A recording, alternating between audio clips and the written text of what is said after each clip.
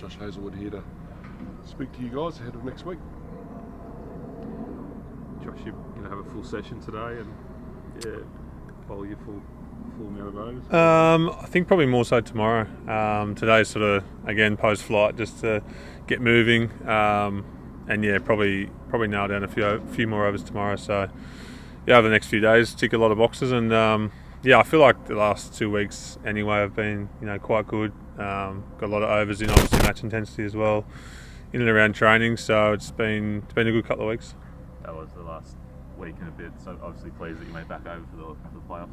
Yeah, absolutely. I was always, as long as the shoulder came good, I was always going to head back over, and I was pretty confident that it would. Everything sort of went to plan as best it could. It was a good couple of weeks, and to get the chocolates there at the IPL was another amazing experience. The final, anytime you play at that ground and it's close to a full crowd, it's pretty cool.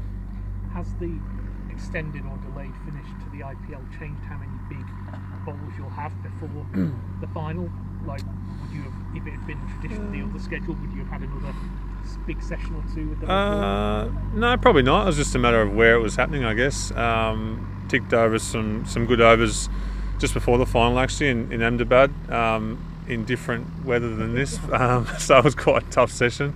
And then obviously every time you play a game in IPL, you're probably going to get almost 7 or 8 overs in if you really want to. So in and around with warm-ups and obviously the 4 overs in the game. So and we bowled second a lot of the time in IPL, so it was sort of 2 warm-ups, so you can squeeze in overs here and there, and things are going pretty well. So you did a few extra red ball sessions in India under the guidance of CA, did you? No, it wasn't red ball. It was basically just at training with white ball at RCB, and you're working on your things that you're going to implement in T20 really. And for me, it doesn't really change a great deal anyway. We're going to have enough time here with red ball to get back in the swing of things and hit those lengths that you need to hit. I mean, you're so used to transitioning from format to format now, Josh. Like, are there things that you want to take off from the next 2 sessions you'll have before you get to Lords? Yeah, it's probably just pushing that length a touch fuller. I think in the IPL games I was probably hitting around that 7 to 9 metres almost in the power play, and not really threatening the stumps as much as you want to in Test match cricket, in particular, probably here in England. So it'll just be about pushing that length a touch fuller and sort of still getting that zip through to the keeper. So things like that. It's not much of a difference. It's just that feel out of the hands and pushing a touch fuller. And just looking at, say, the next 12, 18 months, there's a lot of Test cricket coming up. So are you just taking it one test at a time, or are you looking at how much you have to play and where the body is at and where you are in your career as well? I think it's game by game, really. Anytime you look forward too far in this game, things catch up with you pretty quick. In particular, with it being a final, it's all about this week and putting in a good performance over the next few days initially, and then into the game, and whatever happens after that, we'll address that when we get to it. Having narrowly missed out on the 11 2 years ago at the Oval, does this feel like one of the missing pieces in your career? I think so. Yeah, I was obviously quite close last time. I just had more of an interrupted IPL leading into that and had a few little issues going on, so wasn't quite up to scratch, but I feel in a much better place this time around. And I think in any format, my numbers over the last 2 years have been pretty good, so got a lot to fall back on, I guess, in terms of skill-wise. I still feel like I'm bowling probably the best I have in my career, to be honest. It's just a matter of the body holding up, which it has been in the last few months, and getting some good overs in albeit T20 cricket, but big sessions in and around that, so everything's feeling good. Have you, those couple of times over recent summers where you have had injuries, have you identified any kind of maybe common denominator as to kind of why that may have been occurring often in first tests? Yeah, it's obviously been the side quite a number of times. I think maybe 3 times in particular. Been a little bit proactive in this time, and probably another time when we were here in England as well with getting things sorted. It's obviously just that the jump up, not only intensity but just in workload in that first Test match, as opposed to T20 one-day cricket. But I guess it's all about that 4-week chronic load, 10-week chronic load that we always talk about to get the numbers right. And I think intensity is probably a big one for me to tick that box. We're definitely, I guess, and again adapting training to sort of get those back-to-back days in, get a big day followed by another bowling session the day after, and things like that, just to try and get our head around it and put ourselves in the best possible position we can be. And that's been a big focus of yours through the IPL, like as well as trying to do what you're doing on the field.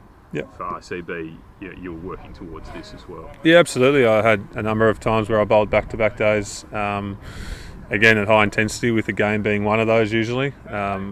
So yeah, just dicing up training a little bit differently, just dicing up the bowling workloads a little bit differently, and yeah, hopefully get a different result. You had a close eye on the bowlers yesterday at training, and they're looking pretty sharp at the moment, aren't they?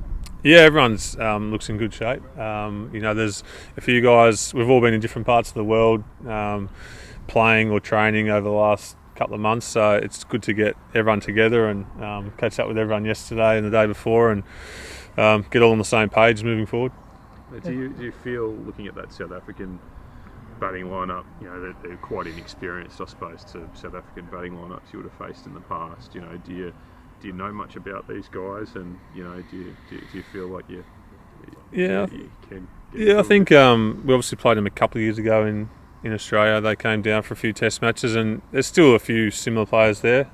There's been a couple other ones come in, and we've noticed, obviously played against Stubbs in the IPL. A few of the guys are there, Rickleton, and obviously we know the bowlers quite well. So we'll dive deeper into that in the next few days, and as a bowling group, and come up with some plans. Do you think that their history in World Cups of falling short is a factor? Is coming into this match the fact that Australia has won so many and South Africa are yet to climb that mountain? I think being with a different format, it might be a little bit different mentality. I think a lot of the players are potentially white ball players who have been in those positions, and I guess haven't really been a test final, so to speak, for this group. So there's quite a few different players, and maybe not have the baggage that a few of the white ball players have. But yeah, I don't know, you'd have to ask them, I'd say. You mentioned workload and intensity in terms of yourself, in terms of being able to back up in spells. How important is that role of the all-rounder?